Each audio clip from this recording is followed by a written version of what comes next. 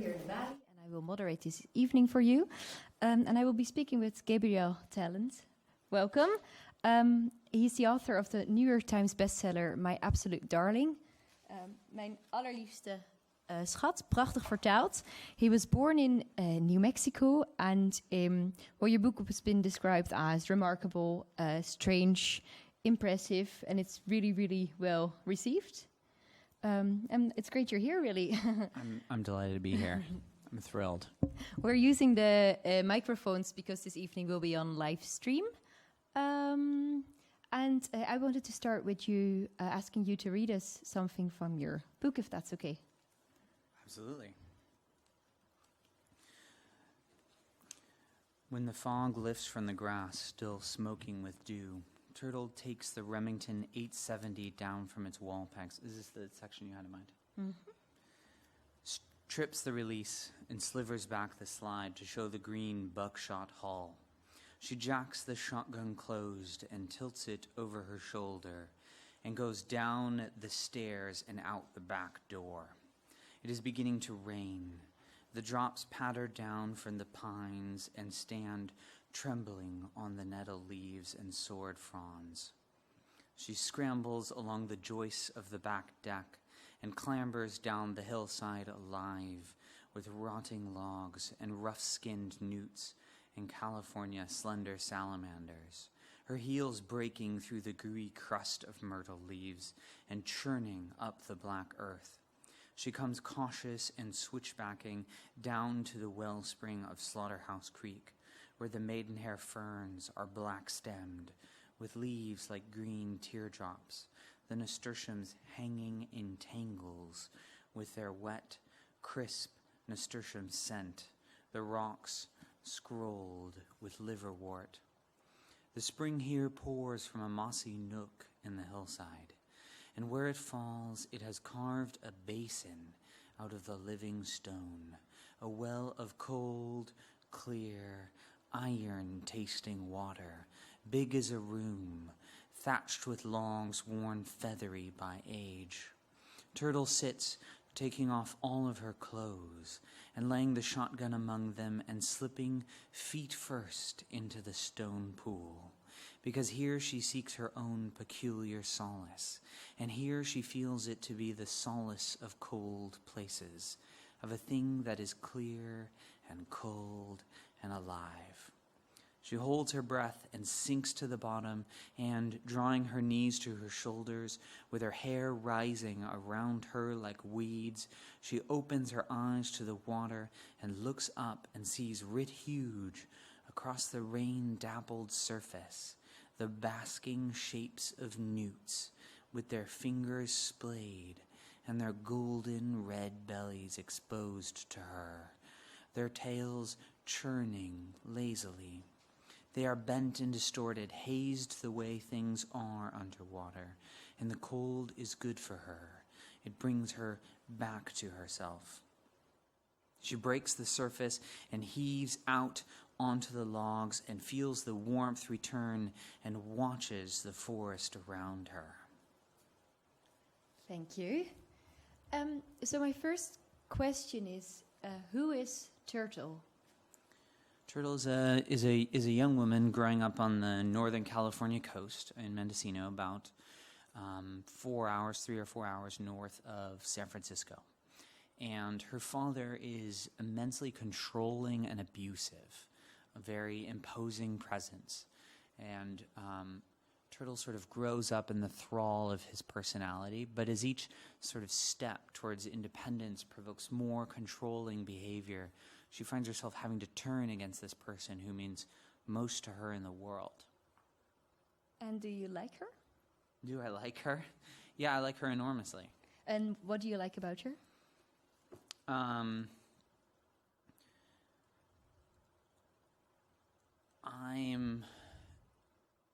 I think I'm drawn to stories of resistance, and I'm drawn to people who have enormous experience of ambiguity, people who are kind of searching for who they are, who are fighting to be the person they want to be. And Turtle has a lot of that, and she has a lot of grit and vulnerability both, which are traits I like. You call her. You said you like her because she's ambiguous. I don't think she's ambiguous. I think but- she has a tremendous emotional experience of ambiguity. Mm-hmm. And You know. what do you mean exactly by that? Can you give an example? Yeah, she loves her father, who is so controlling and abusive, and so she feels enormously conflicted about who she wants to be, about trying to make sense of that. And I read that when you started writing the story, it wasn't a story about her. You had another idea for the book in mind. That's true. Can you tell me what that was about? Yeah, I was interested in sort of a sweeping, idea-driven epic about landscape and environmental destruction. And my project there was to kind of paint a whole picture of place and of the importance of place. And so it was going to be a book about Mendocino. But Turtle's story felt clearly the most urgent. More, I felt that Turtle's story was more important than all of the sort of ideas that I had. And do you remember the exact moment when you knew she was going to take over? Yeah. Yes. Yeah. When was Yeah. it? I was at the Alta Lodge where I was working as dining room staff at the ski lodge. Mm-hmm. It's a ski lodge in Alta, Utah.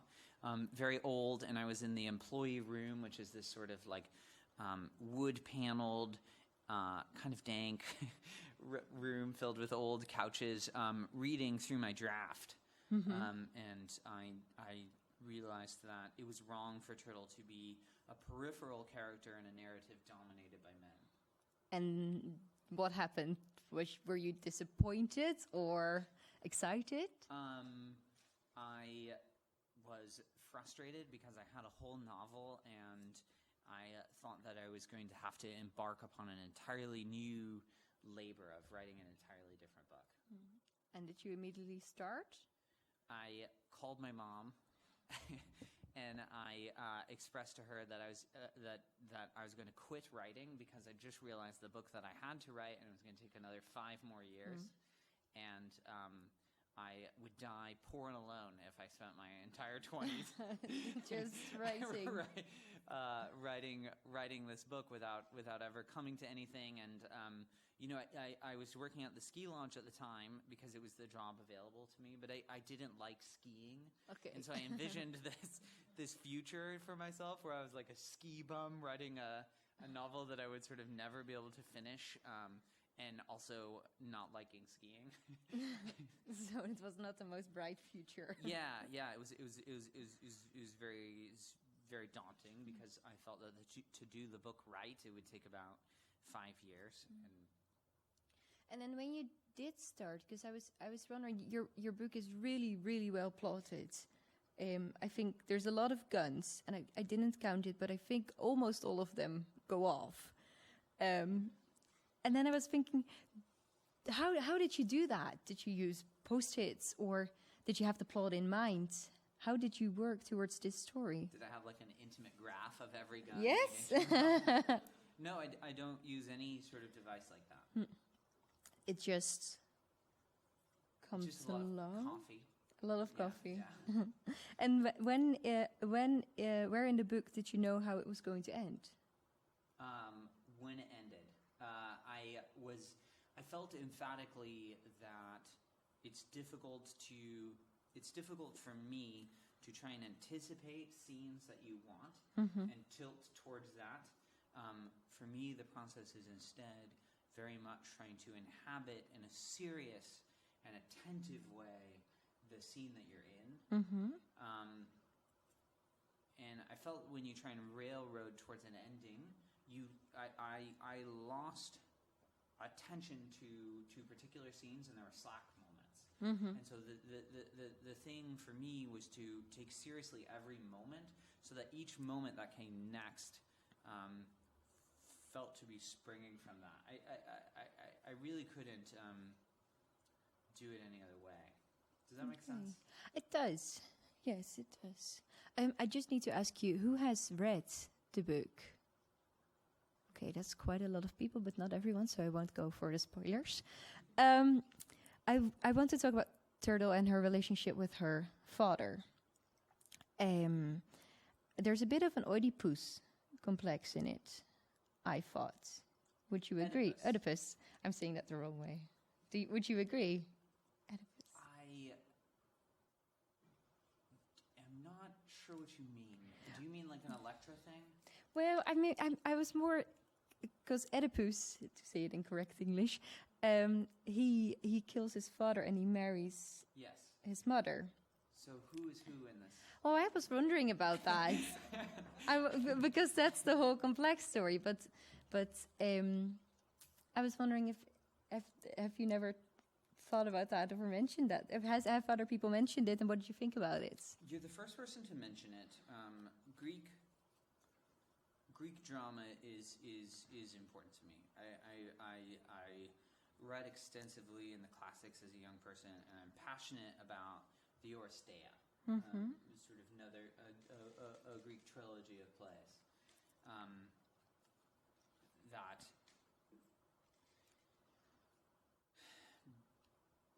But when you talk about Oedipus, you're very oftentimes talking about Freudian dynamics of attraction or coveting a parent. And no. Okay. That's not my intention. My intention is instead to enliven the way that Martin fails to see his daughter as an independent person. He's a person very much in agony, in emotional anguish, and he loves his daughter and cannot tolerate her independence from him. And so he wants to possess her absolutely. And I think that male entitlement to women's minds and to women's bodies is a profound cultural problem that springs in part from the desire to collapse women's personhood into the male. And so no, the book is about Martin's desire to possess and control his daughter, and her somewhat ambivalent relationship to that. When you talk in a Freudian term, you're oftentimes talking about someone discovering a secret sexual illicit desire, and that is deeply far from my intention. Okay. Yeah. That's good to know. That father figure who wants to possess a lot, Yes. he blames a lot on his father. Yes. Was he abused by his own father? It is not established in the text because there are sort of conflicting reports of this. But Turtle is Turtle, the young woman, is enormously attentive to people. She's sort of a great reader of people and of mood and of intention, because her life depends upon it. Her life depends upon reading her father acutely. And Turtle believes Martin to be telling the truth when he describes being emotionally destroyed by his own father. Turtle finds that persuasive. She believes it, yes. Yes. And do you? I do, yeah. Okay. There's one scene, and in that scene, Turtle was out with one of her friends. A friend she just made. And then they get stuck on an island, and she is badly injured, and she's acting like the father. And then she realizes that, and she tries to break away from her, from that.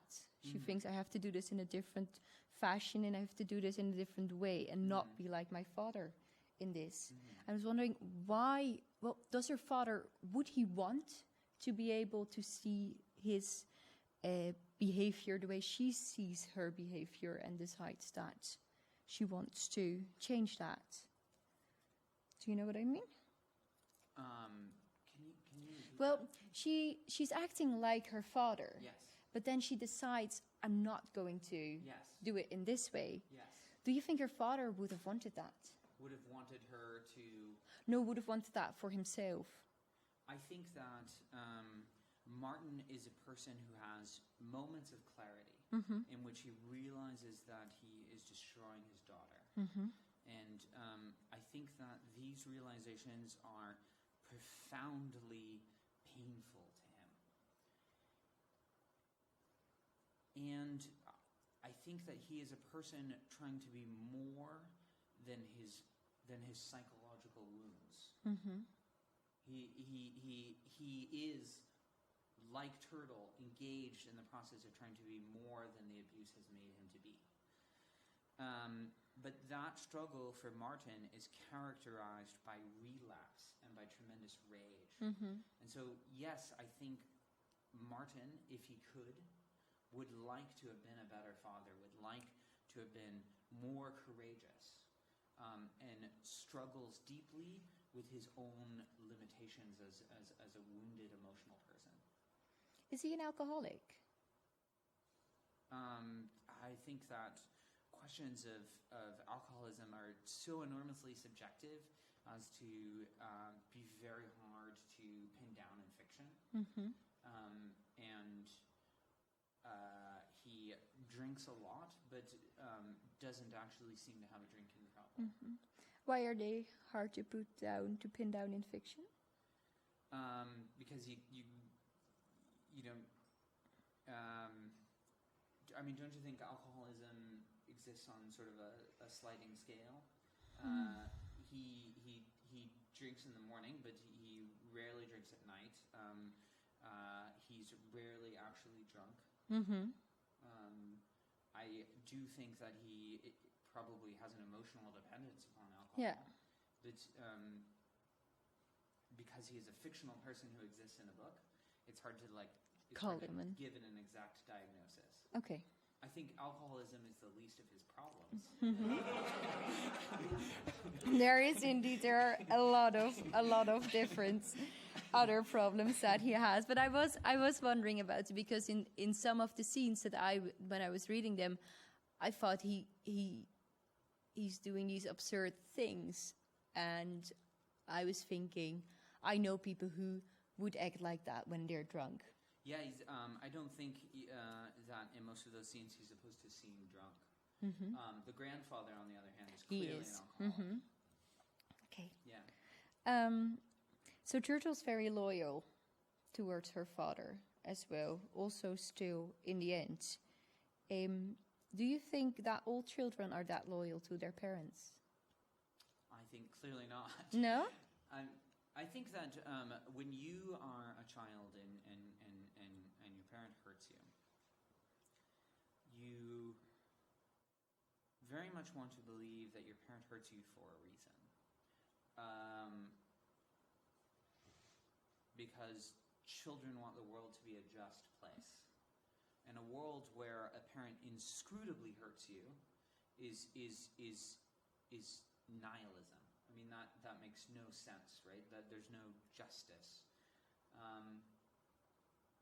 And young people grapple with this tremendously. But I also think that all people are tremendously diverse. So I think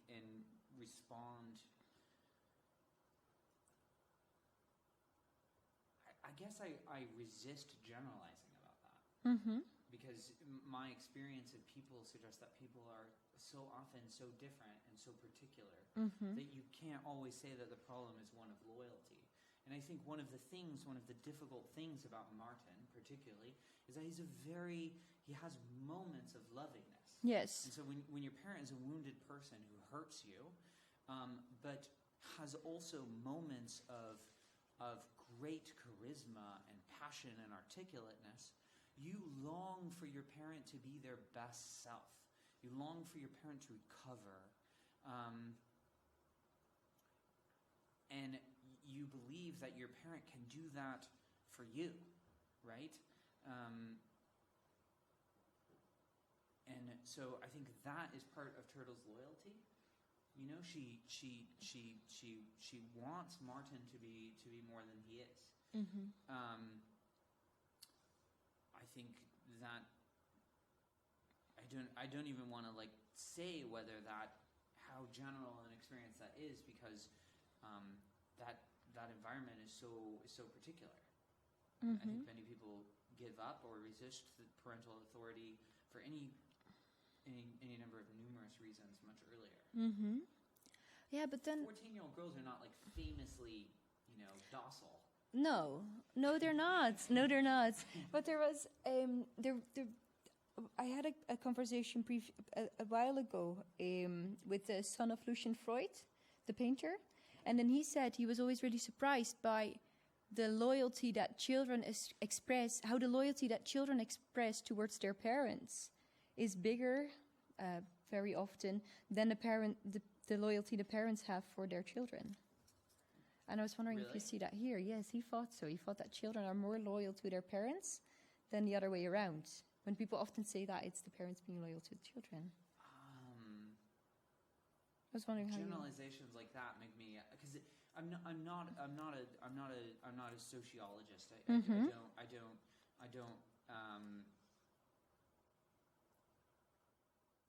don't excel at that. The parents I have known have been tremendously loyal. Mm-hmm. And I grew up with very many people who were raised by single mothers, Mm-hmm. and their mothers worked like hell Mm-hmm. under extremely adverse circumstances, and weren't perfect, but were loving, caring, put food on the table, while working long hours. Mm-hmm. And raised great children. And if that's not loyalty, I don't know what is. And I feel like almost everyone I know had at least one parent like that. Mm-hmm.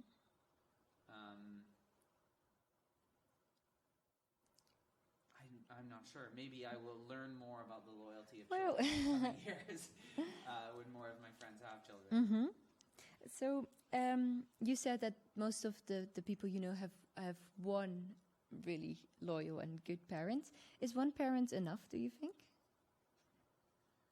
Because the mother in the book is really missing from the scene. I think so, yeah. I mean, I think that the more loving and parental people that a child can have, the better. But I think plenty of single parents love their child more than enough. Mm-hmm. But Turtle misses her mother, I think. Or a mother. Do you agree? Where are you thinking? Well, there's a bit where she says when they're burying the grandfather, Mm-hmm. and then she's wondering about who these women in her family were. I think that any child would wonder, Mm-hmm. and Turtle wonders relatively little because Turtle is a misogynist who has been trained to hatred and suspicion of women from an early age, and so is relatively uninterested in having relationships with women of any kind, Mm-hmm. and demonstrates a marked indifference to her mother's fate Mm-hmm. compared to what I would think would be normal. But I wouldn't say that she doesn't miss her at all, Mm-hmm. because she does wonder. But she's a male-oriented person. She's interested in men. Yeah. There are quite a few sexual abuse scenes in the book. When you were writing the book, did you realize that there was going to be a sexual dimension in this, an abuse dimension in the relationship between the daughter and the father?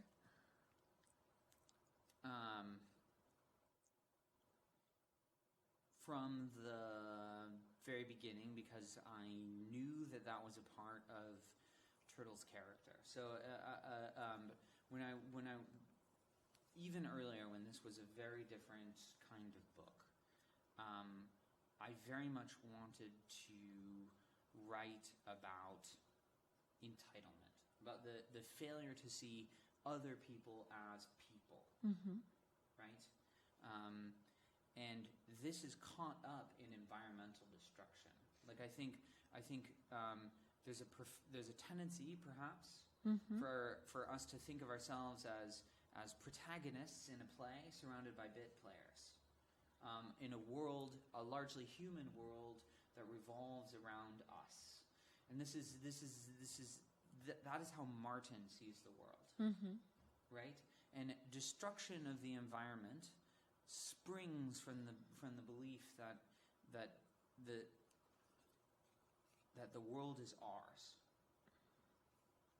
And I think violence against other people, very often springs from a sense of entitlement to those people, that they are ours or should be ours.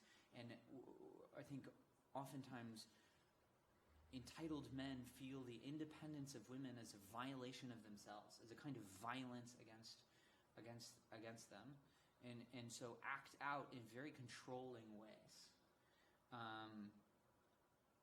These were issues that I wanted to address. These were issues that I wanted to talk about, because I wanted to write a book that incited us to feel ourselves to be living in a larger-than-human world, in a world that was larger than ourselves, in a world filled with other people as important as we are, right? And so this sort of sexual violence was a part of it from the very beginning. The change came in giving Turtle the book's sustained attention. How do you mean? In taking all of the other characters out, and only telling Turtle's story. Right. You said also that there should be more stories about survivors and abuse. I think that there are very many good stories about survivors and abuse. I think that cultural narratives are dominated by stories that glamorize abusers and violent men. And so it's not that people aren't trying to tell those stories. It's just that those aren't necessarily the stories that garner our interest.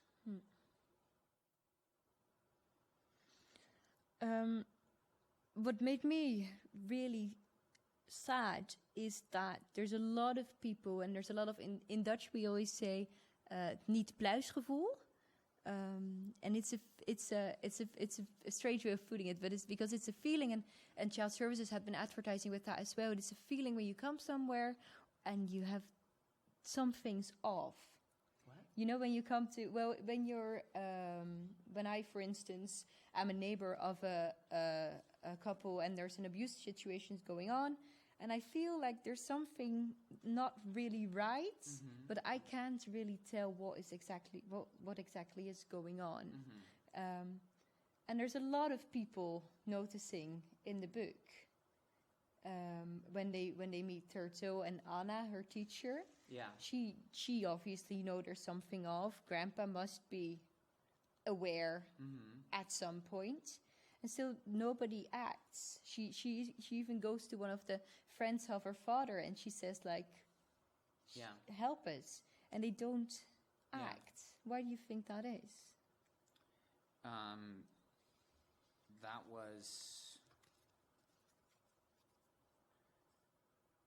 was how I think the world often is.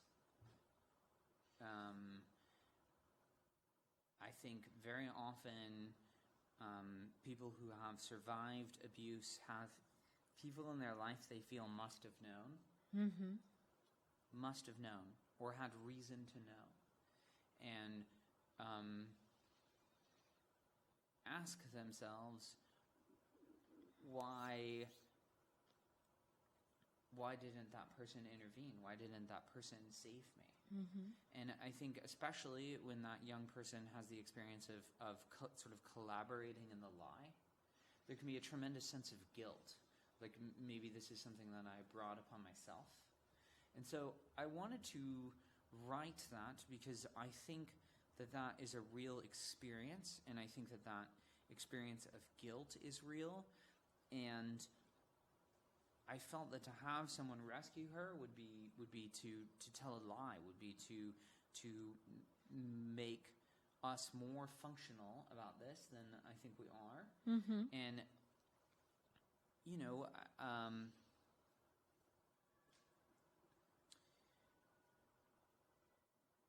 leaving her unrescued, I was trying to speak to the experience of people who aren't rescued. You called your book didactic. Is that also the way in which it is? Oh no, didactic? I said that this is not a didactic book. Oh really? No. Oh, I must have read. Yeah, no.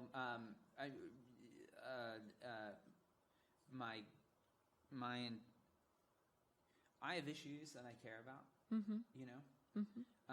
But this is not a didactic book. Really not? Well, look, because I think you can learn quite a few things from it. I guess the question is how extensive, like in what way. That I think that for me, fiction presents a situation that the author believes is important, or believes that some people haven't seen, right? I think that good fiction is a wilderness. Like a didactic book is a map. It simplifies the world, right? It simplifies the world and shows you the path forward through it. It and calls out specific issues and is clearly interpretable. And for me, the project of literature is to make a small wilderness in which the reader loses themselves, does not know the clear way, grapples with the issue of interpreting, of making events legible, seeks for moral clarity amidst the emotional ambiguity, right? I think that I tried to write so that Turtle's dignity and innocence would burn through the page, would be apparent to people who were looking for it. But my project isn't to say throughout Turtle is innocent, nor is it to provide an interpretation of these events. No. These events are crucial to me, and I feel passionately about them. But my project is to try and present life like it is. Not to make it easier, but rather to deal in complexity, to deal in nuance, because I think that's what fiction excels at. And maybe also so that people feel they're not alone. I think you try and speak solace to people.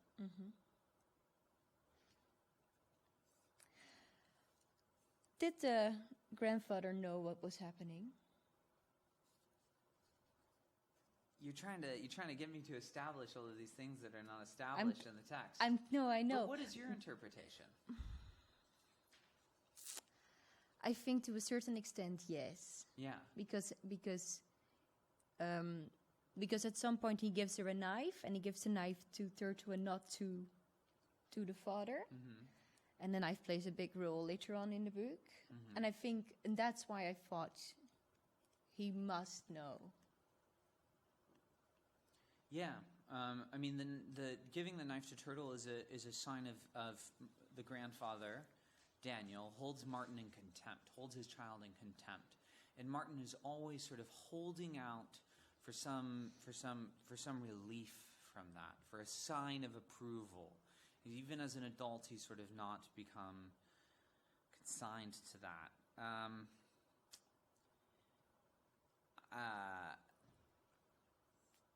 That was something that I was trying to show with the knife. that Daniel has this relationship with Turtle that he doesn't have with Martin. Mm-hmm.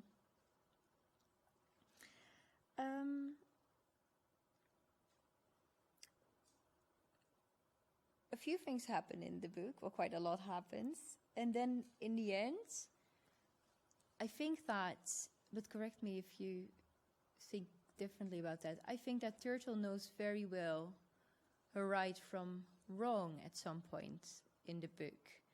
And I was wondering, do you think we as humans, do you think we know right from wrong?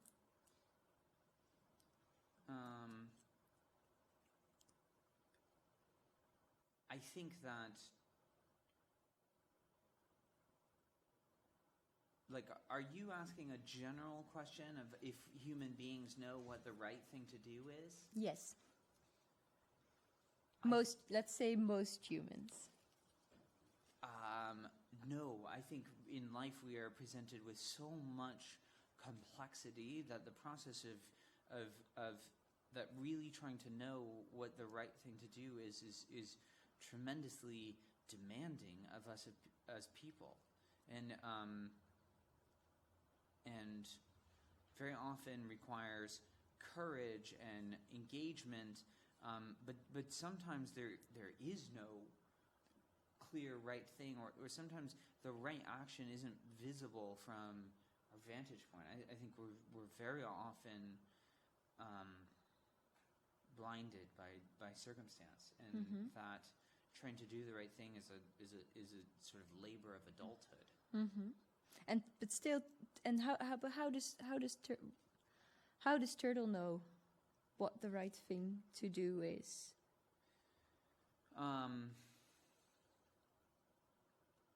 I think that Turtle is, through much of the book, engaged in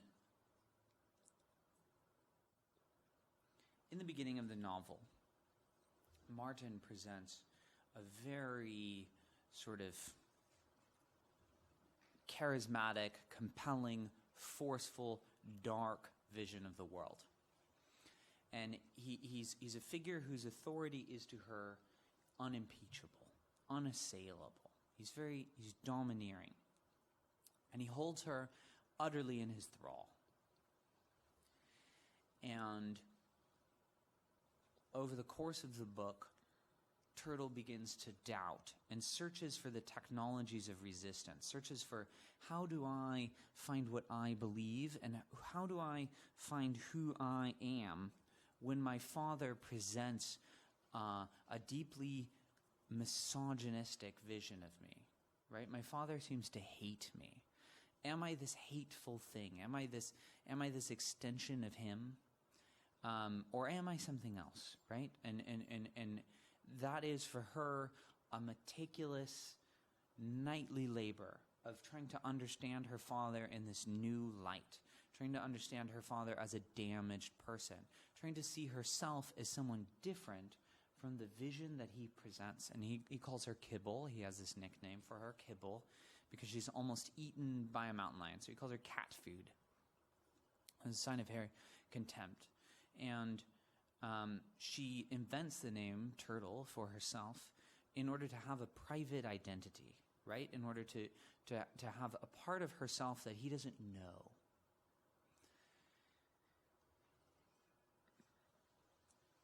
And I tried to present Turtle coaching herself through a soberer and more articulate vision of her father in a way that he never coaches himself to see his daughter clearly.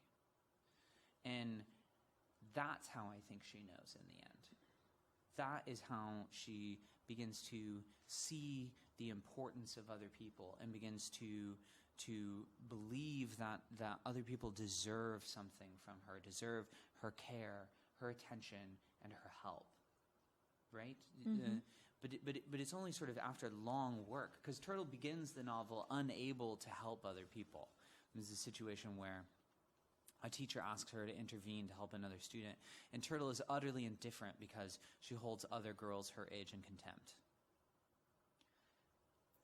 And so that's the fight, to change away from the person she's been raised to be the person she wants to be. I want to ask you something about Turtle's relationship with nature. She's brought up to survive very, very dire circumstances by her father. And I was wondering, did you want to have your readers overthink their relationship with nature as well? Because I'll tell you, because I was reading it and I was thinking, if I were at the places where she's at, I would be completely lost. I would eat a wrong mushroom and instantly die, probably. And she knows all these things. So I was wondering, did you want to tell the reader something with that? I love the wilderness. I love spending time in the wilderness. I think that a sense of grandeur, a sense of personal beauty is important in our lives. Whether that is out in the wilderness or whether that is in our garden or whether that is in cathedrals, I don't entirely know.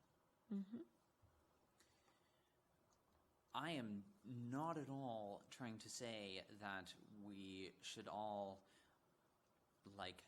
take up shooting and bushcraft. I think that Turtle is tremendously invested in her own technical skills. And one of the things that I wanted to show is that this isn't a book about her technical limitations. She's not a girl who doesn't know how to save herself. She is a girl who is unwilling to save herself. And so that is what I was trying to show. I was trying to show a young woman of tremendous grit and capability, in part because that is my experience of people I love, and in part because that is an experience that is not always reflected in fiction, where so often survivors of violence are depicted as so helpless. Mm-hmm. Not always, right? These narratives are diverse. And it's not that I had a particular agenda with that. It's just that I liked that she was that way. It rang true. Would you be able to survive in the wilderness like that? I've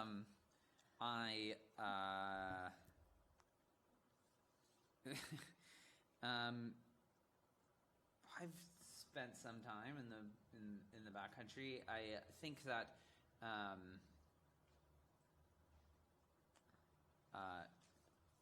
Turtle can see in the dark very well, and I'm totally night blind. Okay. Which really hobbles me. So I spent a lot of time foraging as a kid and really liked it, but was always making myself sick. Okay. They're very Turtle and her father, because her father wants them to. They live very separated from the rest of the world. Do you know people like that? I was wondering. Yes. Yes? Yes. No, because I was wondering, what have you researched in order to create their sort of living, or did you look at people that you know and saw how they live? And I researched a lot of food storage, and I researched guns. The guns were unfamiliar to me and required a huge effort of research. And that was a very sort of expensive and time-consuming project to embark on. But I'm interested in writing in a way that I'm interested in attacking my own blind spots as a writer. And I find that when I write from assumptions, when I write with broad strokes, I get things wrong. And so I was very invested in doing that research so that I would be writing in a way that was particular and familiar with the material. Okay. I think I'm going to look to the audience. Are there any questions? Yes, ik kom naar je toe met Sorry. I lack time to. Oh yeah, that's for the live stream. Yeah, okay. Thank you so much. I'm very sorry I didn't have time to read your book, but no, that's okay. I'm as long as you're a reader of any kind of books. Well, I'm sorry? As long as you're a reader of any kind of books. I'm a ferocious reader. I just Excellent. didn't have time to read That's the project. But I was instantly fascinated, and I'm fascinated by this talk because you asked him in the beginning, and you said, I figured out in my ski lodge that I was going to change and have to use 5 more years, and I phoned my mom, and I would quit writing, but you didn't. Yeah, And no, I didn't. I was wondering how the gap happened. Yeah. How did you cross the gap from deciding to quit writing and ending up with this apparently superb book, which I'm really, really curious about now to read? Well, my mom said young people can recover from any kind of disaster. They don't take enough risks. They aren't gutsy enough. And she said that if you just quit now and go back to graduate school, which was my plan, I'm interested in cultural history of the 18th century, and so I wanted to go to graduate school to study that. And that was my plan, to make lots of money in graduate school. Real stability. And she said, if you don't take this risk, if you don't write the book, you'll always regret it. You'll always regret it but if you take the time and you write the book, and it turns out after 5 more years that you're not a writer and you didn't pull it off, and you have to put the book away in your desk drawer, that's okay. You'll recover from that. It won't matter in the scheme of your life that you were poor for a few more years, that you were a little bit lost. That was her advice. Yeah. How did your mom come like that? Because most moms want the children to finish school first, and you can always become a writer. And your mom I wish my mom had kicked my ass to do things that she didn't kick my ass. I've never had a mom like that. I'm envious of your mom already. Well, I have 2 moms like that. You have 2 moms like that. Yeah. Well, good for you. Yeah. I don't know how she came to be the person that she is. I think that she is a writer as well, and she spent a number of years in New Mexico, sort of living this very bohemian kind of existence, writing passionately and not making a lot of money, and working in Collected Works, which is a bookstore in Santa Fe, very nice bookstore. And I think that she loved those years, and feels that is a life that is less accessible to young people now. But if you can go for it, you should go for it. Does that answer your question? Yes. Sorry, I don't want to take up all the question time, but I think because you knew what you wanted to do, how to change the book. If you would not have known, perhaps you would have said, yeah, okay, if you don't know, but you knew how to continue. It only ends when you don't know how to continue. Because you said it takes me more years, I have to be... Yeah. I have a hard time, I get myself into trouble writing because I know no other metric than to do what I think is right, and it seemed like the right thing that the book should be entirely turtles, and so after that I didn't feel like I could do it any other way. It's the only way, I think. Is there another question? The handsome man in the back. First time ever I've been called that. Anyway, thank you. I haven't read your book either, but I was really curious. I have a lot of questions too about trying to limit myself. You mentioned, you actually mentioned Oedipus, but I was wondering, Bowlby attachment theory, psychology, how do you get this? It's almost like I really look forward to reading a book, but it's also kind of almost like a case study of young girl or a young person trying to break loose from the family. So I was wondering, what did you do during college and things like that? Because it's a very sensitive book. I grapple with psychology and how to use it.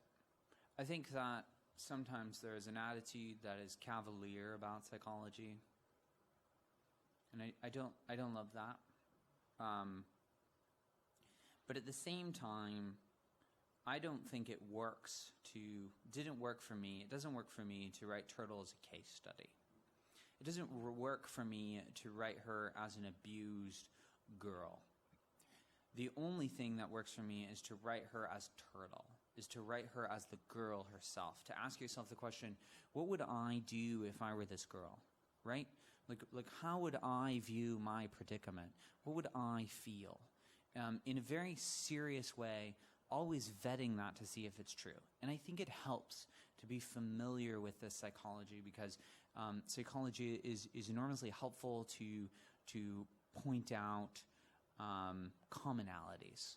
But characters are not driven by commonalities. They're driven by being themselves. And the same is true of people. You can't approach your friend as a case study. You have to approach them as your friend. And so I think at once it's important to know and engage with the psychology of damage, and then a little bit to put it away and to write with humanity and compassion. Does that answer your question? It makes a lot of sense too. Also, is this also what you're kind of asking the reader to do in a certain way, or not at all? Or yes, very much so. I think that there's a comforting, a social comfort thing that we do of trying to make people who survive violence seem different than us. We want to. There's a narrative that the kinds of people who endure violence are different than us, right? Is part of the sort of as part of the technology of helping us feel secure in culture. And I don't like this. I want you to see Turtle as very much like you, as a person who is doing the best she can with the resources she has in a bad situation, like any other protagonist, right? The situation is different. Her resources are different, but I don't want you to see her as some other kind of human. I want you to see her as enormously relatable. Why do you think we do that? We try to other people who have experienced violence? I have a hard time answering that question succinctly. I think because I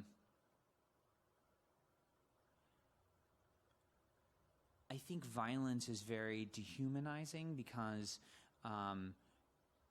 much of culture is based upon the control and exchange of women between men.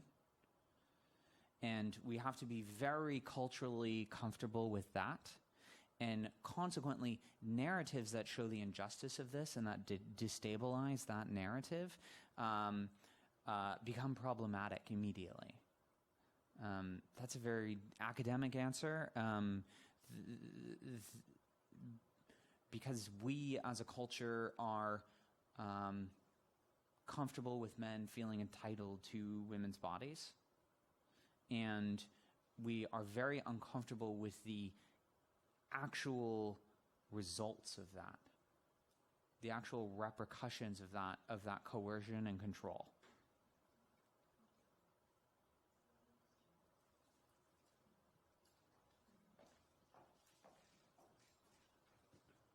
I'm sorry, you might have heard, a lot of people think, if you hear about people, this is being compared with The Little Life by Hannah and Nara. Mm-hmm.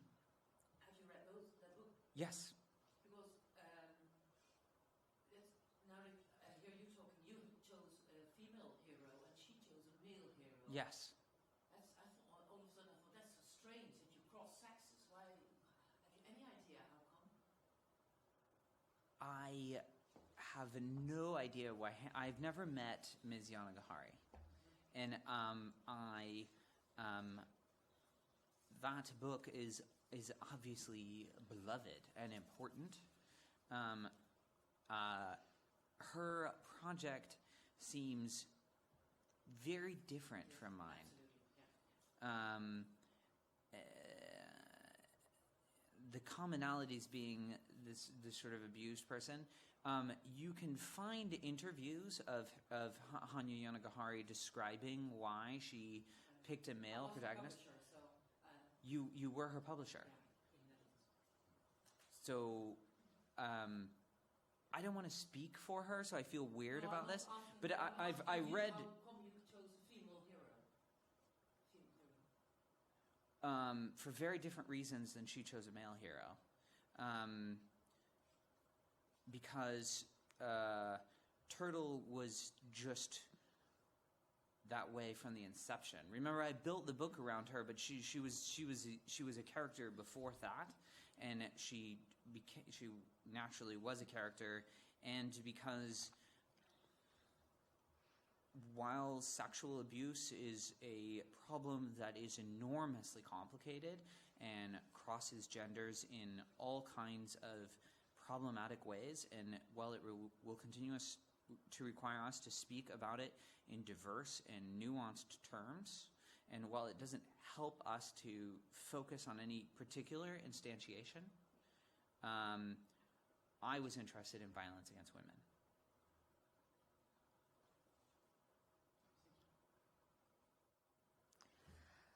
I'm going to end with one question. One of the things that I really liked in your book was that you also write, when writing about women, at some point she has her period. And I also wanted to compliment you because as a girl growing up, you read a lot of books and they hardly ever mention it. And this is it's a bit of a funny question as well. Did you know I have to put a period in, or how did that go? I have a bookseller that I dearly love in the United States, and has been a strong supporter of the book, and she's like one of the things I love is the period scene. She's like, I had a period disaster when I was young, and it was scarring, and I love them in books. And I was like, I'll put one in the next book for you.